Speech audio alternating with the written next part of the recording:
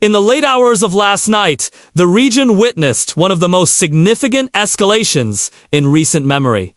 As for Israeli police, headquarters were simultaneously destroyed in highly coordinated strikes. The scale, precision, and timing of these operations sent shockwaves not only through Israel's security apparatus, but also across the entire Middle East. As the unfolding events highlight the emergence of a broad alliance of regional powers uniting against Israel. The focus of attention is not just on the damage itself, but on how such an operation was carried out. What it signifies in terms of military strategy, and how the political landscape is shifting in ways that many did not anticipate just months ago. The destruction of 4 police headquarters represents more than just physical damage to buildings. Police compounds in Israel are not merely stations for local law enforcement, they serve as layered hubs for intelligence collection, coordination with military units, and rapid response deployments during times of unrest or conflict, to see them targeted and eliminated in a synchronized strike suggests a level of operational sophistication that challenges long-held assumptions about Israelis' defensive superiority. Analysts point to the precision with which these compounds were hit as a marker of advanced reconnaissance. And high-grade targeting systems, likely drawing on satellite data, drone surveillance, or signals intelligence gathered by allied states in the region. What stands out in these attacks is the method of execution. Reports indicate that long-range precision missiles, possibly equipped with guidance systems rivaling those used by advanced militaries, were deployed. The strikes bypassed Israel's multi-layered defense shields, including the Iron Dome and David's Sling, suggesting either overwhelming saturation tactics or exploitation of vulnerabilities in radar and interception coverage. For years, Israel's missile defense network has been portrayed as nearly impenetrable. But last night's events revealed that when facing coordinated salvos from multiple directions, even the most advanced systems can falter. This has become one of the key discussion points among defense experts, raising questions about Israel's preparedness for multi-front offensives. Huromue Design Perspective. The operation was structured to achieve both maximum physical damage and maximum psychological effect.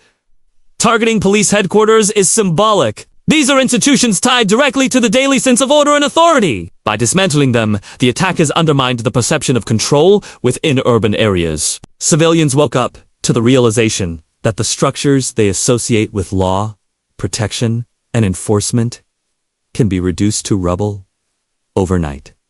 In modern conflict, symbolism is as important as destruction, and the attackers ensured that message was delivered clearly on the performance front. This operation highlights the growing capabilities of the Middle East alliance, now openly or discreetly aligned against Israel. The fact that multiple states could pool intelligence, logistics, weapons, and coordination for a joint strike shows an unprecedented level of unity. Historically, rivalries between regional powers often prevented such collaboration. But the events of last night mark a turning point. The ability to integrate weapons systems, harmonize timing, and execute simultaneous hits across multiple Israeli cities reflects a well-oiled mechanism of coordination. For Israel, this signals a nightmare scenario, fighting not a single adversary but a coalition drawing on diverse resources, geographers, and manpower for observers. The unique selling point of this event lies in its multi-dimensional impact. Militarily, it demonstrates that Israel's security infrastructure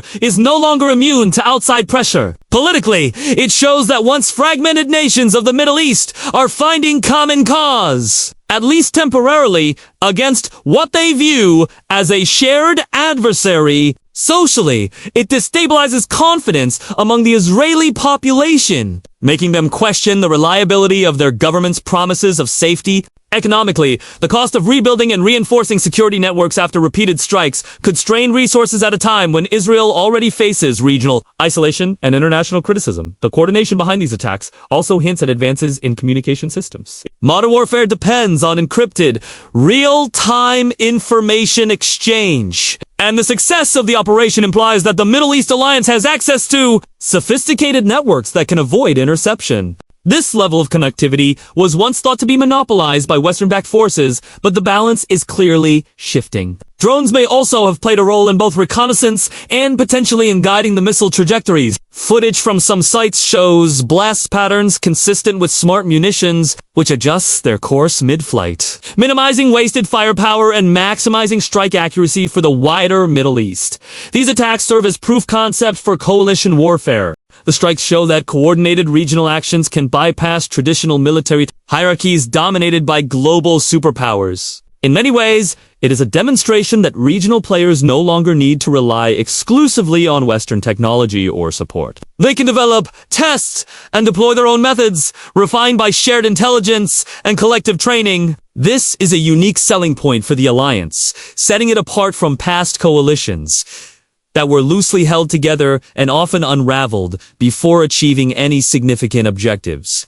Israel, on the other hand, now faces a conundrum. Its traditional advantage has been its cutting-edge technology, rapid mobilization, and the assurance that its defense systems can shield civilians and key infrastructure from harm. Last night's operation showed cracks in that armor. The psychological blow is immense, and while Israel may retaliate, the question is whether it can deter multiple nations acting in unison. Retaliation against one state risks triggering a broader conflict that might expand beyond Israel's borders. A scenario that could alter the balance of power in the region permanently. Another important feature to note is the speed of information dissemination following the strikes. Within minutes, images and videos of burning police headquarters circulated across global social media platforms. This rapid spread magnified the impact of the operation, ensuring that the message was not confined to local residents, but reached millions worldwide.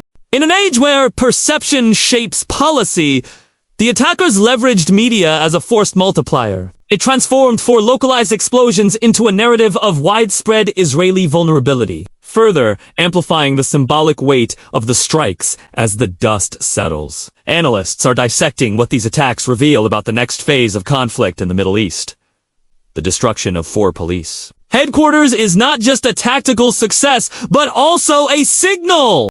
It tells Israel and the world that a coordinated regional effort can strike deep into the heart of its security framework. It tells civilians that no authority is beyond reach. It tells military strategists that traditional defense assumptions must be recalibrated. And it tells politicians that the alliances forming in the Middle East are capable of more than just rhetoric. They can produce tangible, devastating results in a single night. This was not a random act of violence, but a carefully choreographed operation with multiple layers of meaning and consequence. From the selection of targets to the execution of strikes and the dissemination of visuals afterward. Every step was engineered to maximize both tactical gain and psychological resonance. Whether this marks the beginning of a sustained campaign or serves as a one-time demonstration remains uncertain. But one thing is clear: the Middle East is no longer operating in fragmented silos. It is moving toward collective action, and Israel must now face the reality of an increasingly united opposition.